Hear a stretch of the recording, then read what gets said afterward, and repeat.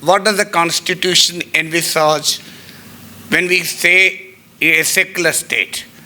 Well, this is not to talk about contemporary politics, but 2 days back you might have seen the Tamil Nadu Governor making a statement that secularism is a European concept, etc., etc. You might have read in the newspaper. This is not the precise platform to recollect everything what he has said. I'm sure some of you may be from that state also. Well, but this has been the criticism on Indian Constitution for quite some time. That secularism is alien to India. It's a Western concept. It's easy to, if you blame it as Western, it's easy to discard anything in our country.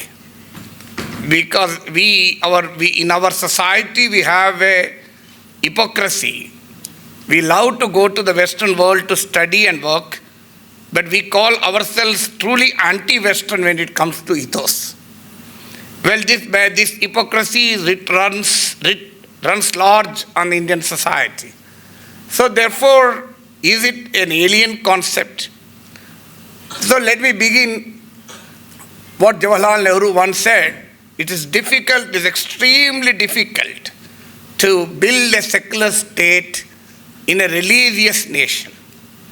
Every Indian, most of the Indians are religious, and it's extremely difficult to build a secular edifice, a secular constitutional edifice in a deeply religious society where religion dominates our private life and even the public life. Quite often we do not understand the exact contours of religious freedom. We have seen in Hyderabad a few days back when the government wants to impose certain restrictions on the idol immersion in the Hussain Sagar. I think you came 2 days back. I don't know whether all of you have seen Hussain Sagar other than those who are from this part of the country. Well, Hussain Sagar is used for idol immersion. After the High Court has imposed certain restriction, government wanted to restrict. There has been a hue and cry. Who are you? We are in a free country. We have religious beliefs. Who are you to stop us from idol immersion? So immediately the media asks, does the government have a right to intervene? Can the courts intervene in the religious affairs, religious practices of individuals in a country where religious freedom is enshrined in the Constitution as a fundamental right? So this comes quite often. Quite often we encounter where should be the boundaries be drawn? Where should the state's ability to regulate ends? Where should the freedom for a citizen to practice religion end? So to understand this, we have to get into the historical roots of how the Constitution of India evolved into a secular nation. It was an imperative of the freedom struggle to mobilize people of all kinds, all castes, religion, language, faith, tradition, etc., etc., to mobilize against the British rule. All of you are aware that our country is a complex nation with an unbelievable diversity. In every aspect of human life, we have diversity. You won't get the Kerala food. Well, you will get the Kerala food in Hyderabad, and you can get even Italian food in Hyderabad. That's a different story. You can get a Japanese food. But the food differs from Kerala to Tamil Nadu to Telangana, and Telangana to Maharashtra. So not just the food. I will tell you a very interesting change in the religious, in the practices also. In the Telangana, this and Andhra Pradesh form part of the same land, Telugu land. But a maternal uncle, a girl marries a maternal uncle in Andhra Pradesh. It is acceptable practice in Andhra Pradesh to marry a maternal uncle, but it is absolutely unacceptable in Telangana. On the contrary, the maternal uncle takes the bride to the wedding stage So it is the responsibility of the maternal uncle to take the bride. So such is the diversity of our practices. The way we live, the way we practice, the way we behave, believe, there's unbelievable diversity. So it was a necessity during the freedom struggle to unite people of such diverse character, diversity in language, ethnicity, belief. I'm not talking about Sam Petroda diversity. Well, you might have seen Sam Petroda said, Northeasterners look like Chinese, North Indians look like British Westerns, West Indians look like Arabic, and unfortunately or fortunately, South Indians look like Africans. I don't know how Sam Petroda looks like. That's a very difficult proposition. So that is a very foolish interpretation of diversity. I am not talking about the diversity of that. I am talking about the diversity in terms of every aspect of life. So not just the way you look at, so that's not the point which I am talking about. So in a given, a diverse character of India, it was an imperative for the leaders of the freedom struggle to promise a democratic, secular nation so that everybody will feel that I am part of this great land, I am part of this great country. So I'm sure some of you might have read during your civil service examination, what is the European construct of nationalism and Indian construct of nationalism? I wrote a piece in Quint. Some of you can read later. If you just type K Nageshwar in Quint, you'll get all my articles which I have written. So Quint, not print, Quint. So I have written on 15th August, what is nationalism and who is a nationalist. In fact, after this lecture, I'll be writing on the same topic after 2 days also. Normally, I have an habit of preparing for a lecture and using it multiple places. Not just speak here, but again later write also. So that will remain as a learning experience. So writing is a very interesting learning experience. As young officers, my appeal to all of you is start, if you are not doing it, start noting down your feelings, experiences, your encounters on a daily basis, on a regular basis, however busy you are. After 10 years, after 20 years, at least after retirement, it will be a great source of knowledge, information, or at least your own personal happiness. Some of you can write a book, or some of you can write a blog, or some of you can use these experiences later. So make it a habit. The research also tells that writing has even health impact also. It acts like a mindfulness. Well, it is also a form of meditation. If you are even, certain research tell you that people experiencing even pain, acute pain due to terminal diseases also, get relief by writing. So writing is a great psychological exercise to keep you peaceful, keep you happy, keep you enthralled every time. So coming back to this, so what is the difference between European nationalism and Indian nationalism? In Europe, we have seen a nationalist is defined in terms of whether he or she is an English-speaking, French-speaking, whether he is a Protestant, Catholic. So the religion, language defined nationalism in the evolution of European nationalism. Well, of course, countries like some of the European countries are transforming into multi-ethnic nations. But that was how that nation was defined. On the contrary, India's freedom struggle was all-inclusive, all-encompassing. So therefore, the secularism, the roots of the secularism emerges out of the constitution, not just the constitution, but it comes out of the ethos of the freedom struggle. Then comes the independent India. Quite often people argue that the word secular is not there in the constitution. I'm sure you might have read in the newspaper this controversy that the word secular is not there in the constitution. It is a postscript to the constitution. It was a latter-day addition, that too during the dark days of emergency, 1976 through the 42nd constitutional amendment. which was strongly resisted during the emergency for many of its features, not for the secularism, but for other features. So this is the popular argument. But this argument, does it hold true? Is it good? Is it correct argument? So I'll tell you a couple of things to substantiate my argument.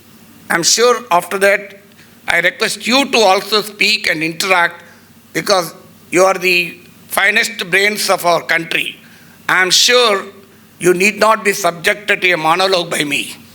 So I certainly give sufficient time, or you can also stop me whenever you want, because this need not be a one-side communication. So coming to this, so my argument is whether it is mentioned in the Constitution of India when it was originally drafted, or when it is not, or is it a postscript. Factually, it is true, it is a postscript.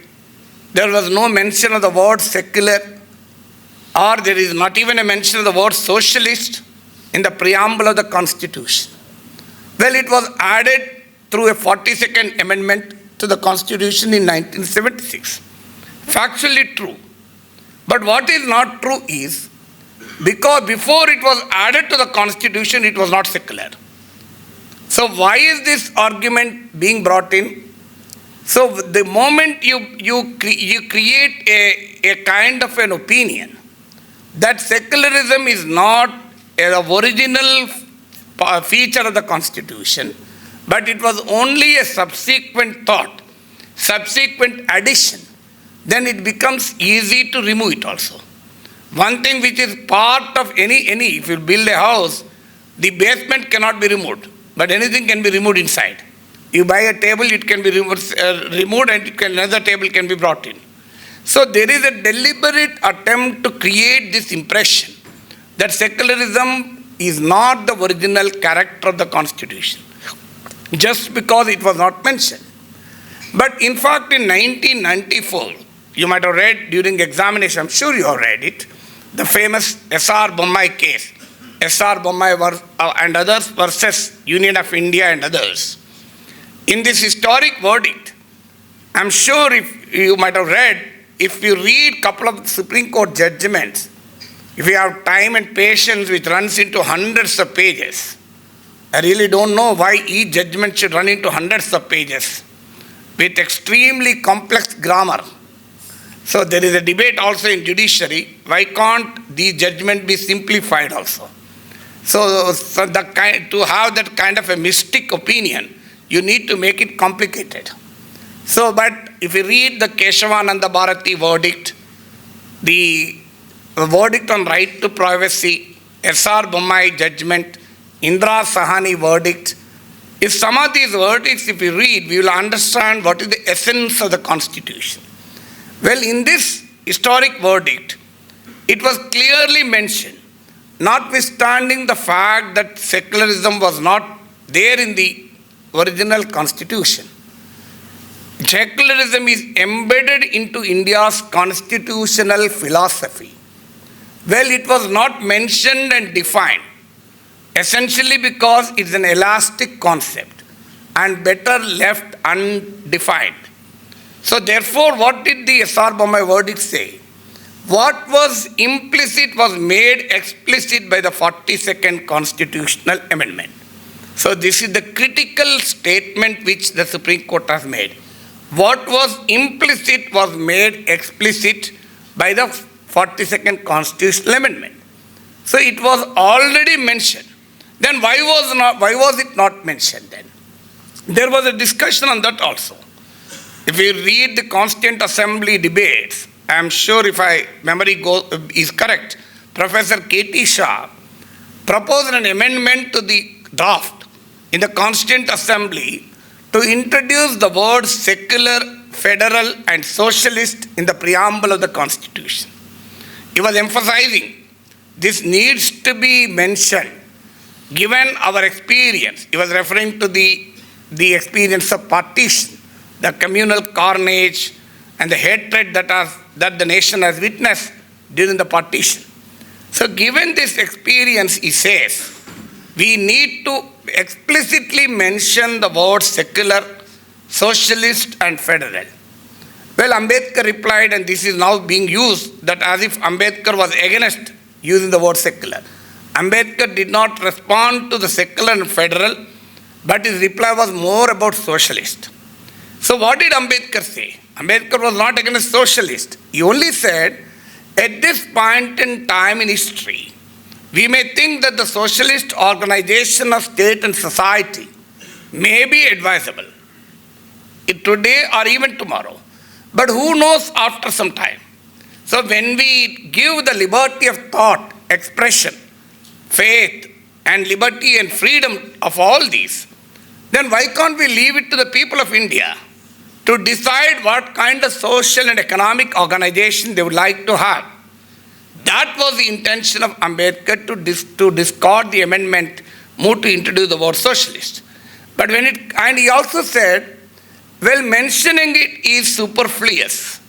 So if you read the constitutional provisions, the fundamental rights, directive principles of state policy, they clearly indicate the socialist character of the Constitution. They clearly indicate the secular characteristic of the Constitution. Why do you need to make it explicit again? It is superfluous, it is redundant. This is what Ambedkar said. Well, there are three streams of thought in the Constituent Assembly debates. The first stream of thought was led by people like Professor K. Shah, who later contested against Dr. Rajendra Prasad to be the first president of India and lost miserably. So he led a team of people in the Constituent Assembly who wanted this to be explicitly mentioned. And there is a second team who wanted Indian Constitution to have a religious overtones also. People like H.V. Kamath, and there are many others. No, the names are not so important. This is the second stream. There is a third stream represented by Jawaharlal Nehru, Ambedkar and others who said this need not be mentioned. So the third stream prevailed in the final document adopted. So therefore it was considered that mentioning explicitly the word secular was not a necessity, given the fact that many constitutional provisions clearly reveal the secular character of the Constitution. If that is a question, how many times the Constitution says India is a democracy? That doesn't mean India will not be the democracy. So the adult franchise, the Representation of People's Act, all this clearly indicate that India is a democracy, whether it is clearly mentioned or not. So therefore, if you look at the citizenship articles related to citizenship, articles related to freedom of religion, article related to non-discrimination on the basis of caste, color, creed or religion, etc., and not to use the public taxes for patronizing any particular religion. So all this, what does it indicate? The freedom to profess, preach and practice religion of your choice. And for that matter, the very concept in the preamble, liberty of thought, belief, faith, action, this basic liberty itself indicates that India is a secular constitution, whether it is explicitly mentioned or not mentioned. So in fact, even that controversy was laid to rest by the Supreme Court S.R. Bommai verdict. But even before Supreme Court adjudicated, all of you know that the Supreme Court pronouncement is the law of the land.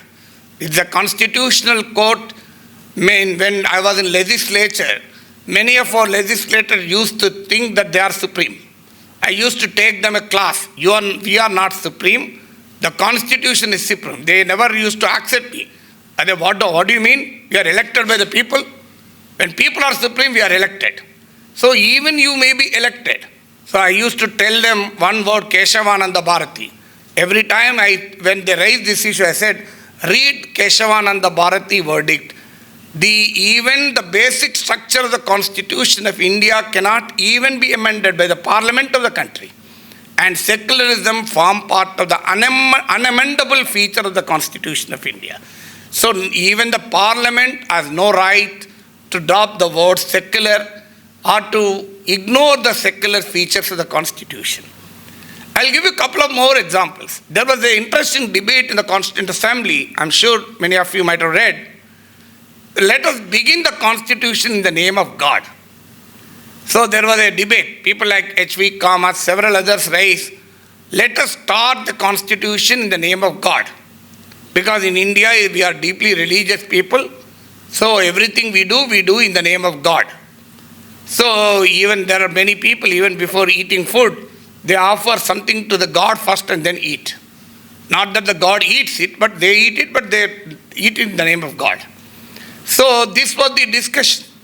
It was fiercely debated and subsequently put to voting also. And Constituent Assembly rejected this thesis that we cannot call the Constitution, begin the Constitution using the word in the name of God. If it is not secular, why will it do? It may not be explicitly mentioned, but the very fact that the Constituent Assembly voted against using the word invoking God in the Constitution, then there was a debate on taking the oath in the name of God. So people, I don't know whether you also take oath as civil servant. I think you take oath, am I right? So we, as a legislator, we took oath. So we will have, in the name of God, let the oath be in the name of God. Then it was debated whether it is secular or anti-secular. Then finally Constituent Assembly came to the conclusion that the oath refers to the personal beliefs, not the characteristic of the state. So if we mention in the oath, it doesn't signify the character of the Indian state, but it only talks about the sanction for the person. If I take the oath in the name of God, that I will adhere to it. I don't know how many of they are doing it, that's a different case. But at least believe that you adhere to it. So finally, Constituent Assembly accepted to include in the name of God in the oath. But again, there is a caveat. There is also another alternate method also, without even mentioning the name of God. So in the name of your own conscience also you can take the oath. So what does it mean? So while recognizing God in the personal life, not in the public life, the Constitution also recognizes the people's conscience, which doesn't believe in the existence of God also. Or for that matter, they don't want to take oath in the name of God because they know it pretty well that they will anyhow violate it. So that may be the reason. Well, I am anyhow violated, why should I take the oath in the name of God? So that was the spirit of the Constitution. So all this, what does it indicate? It indicates that whether you name it as secular or not, Indian Constitution is a truly secular Constitution. So this is the first part of my lecture. Then comes the question. The other argument is, India majority are Hindus. Hinduism is inherently secular. Hinduism is inherently universal. When majority of these countrymen believe in a faith which is inherently secular, why should it be a secular constitution? This was another question. Well, I am not going into the debate. I am sure, I don't know about other religions much, there are several universal secular features in the Hindu constitution. Sorry, Hindu religion. I am sure all of us agree there are several things. In even Bhagavad Gita, Lord Krishna says, anybody can pray any god they want. It is I who create that devotion towards that god. This is what the Lord Krishna says. So even, I'm sure some of you may be knowing, Mahabharata was written in over 1 lakh slokas. I think around 1,700,000. Vedavyasa was dictating the Mahabharata and Lord Ganesha was writing. After some time, Lord Ganesha got bored. तो ये क्या है आप इतना बड़ा बोलते? Why do you tell it so long? This is a problem with your poets. Can't you not tell in a brief way? It is only a small story of children of cousins fighting with each other for a kingdom. Why should you drag it so much? So can't you not tell it in a very brief way? Then Vedavyasa says, Lord Ganesha, why brief? I'll tell it in half sloka. Not just the essence of Mahabharata, but the essence of all the dharma, all the text. And he said, Paropakaraya punyaya papaya parapidanam. This is the one sentence he said, Paropakaraya punyaya. Doing good to others is the punya. And what is sin? Doing harm to the people. Can there be any philosophy which is more universal than this? If you read the Jallikattu judgment of Supreme Court, they quoted Isha Upanishad, which said, no creature in this universe, forget about man, no creature in this universe has the right or monopoly over this universe. So no, every creature has a right to exist. Not every Indian, not just human beings. But Isha Upanishad says, every creature in this universe has an equal right to exist in this universe, and no creature can seek supremacy. Well, I am not a scholar in religion, but there are several such facets of Hindu religion which talks about equality, liberty, fraternity, universality, and many other secular features. There is no dispute about it. But does it qualify to be the religion of the state? So I just quote Sardar Patel, because Sardar, if you quote Nehru, there will be a lot of quarrel. So therefore I do not intend to quote Nehru.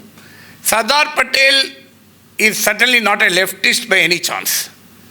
So Sardar Patel, in a reply to B.M. Birla, when B.M. Birla asked to declare Hindustan as an Hindu state, then it was Sardar Patel who said, it is not correct.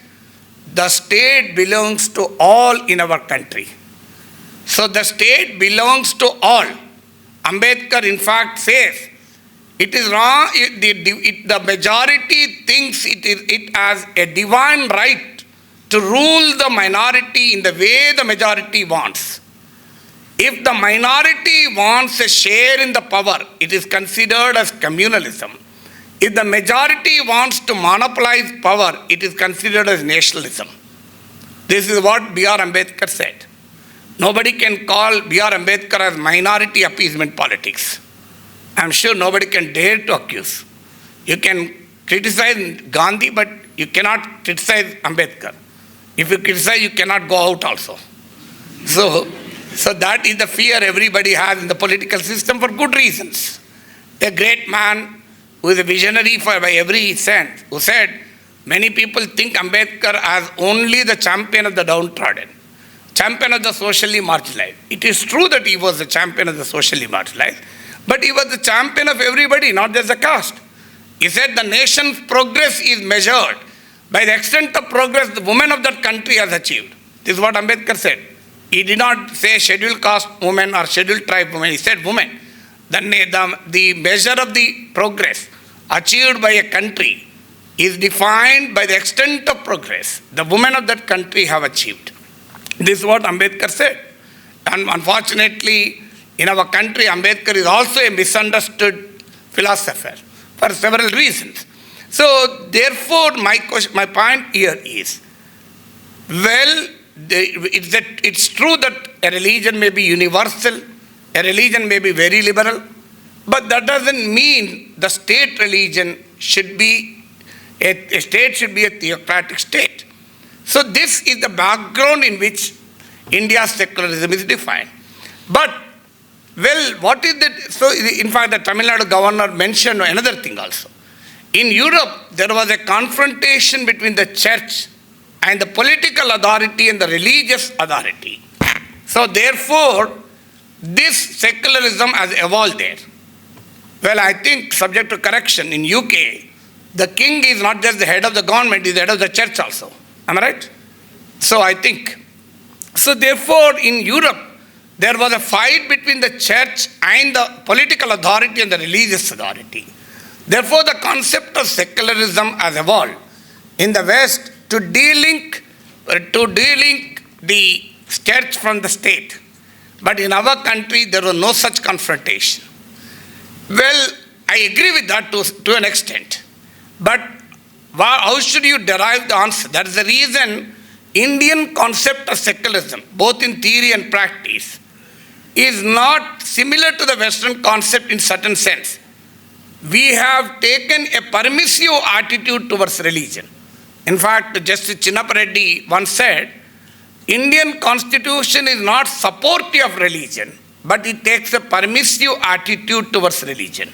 Because religion is a religion, India is a deeply religious society. Therefore, the detractors of secularism often argue that secularism is anti-religion. But to understand the proper concept of the secularism is not against any particular religion.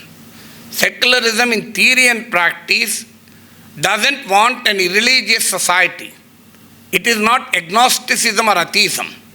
Secularism is often confused with atheism. It is often confused with agnosticism. It is not an anti-religious concept. It doesn't indulge in any bashing, religion bashing. Secularism doesn't advocate, doesn't envisage an irreligious society. But what does it say? It only says, secularism says the state has no religion. Except that it doesn't say anything. It only says state has no religion. So therefore state cannot patronize any particular religion. State cannot discriminate any particular religion. State cannot discriminate any citizen. On the name of religion, state cannot patronize any religion to the exclusion of the other. When I use the word state, we know it is used in the political science concept.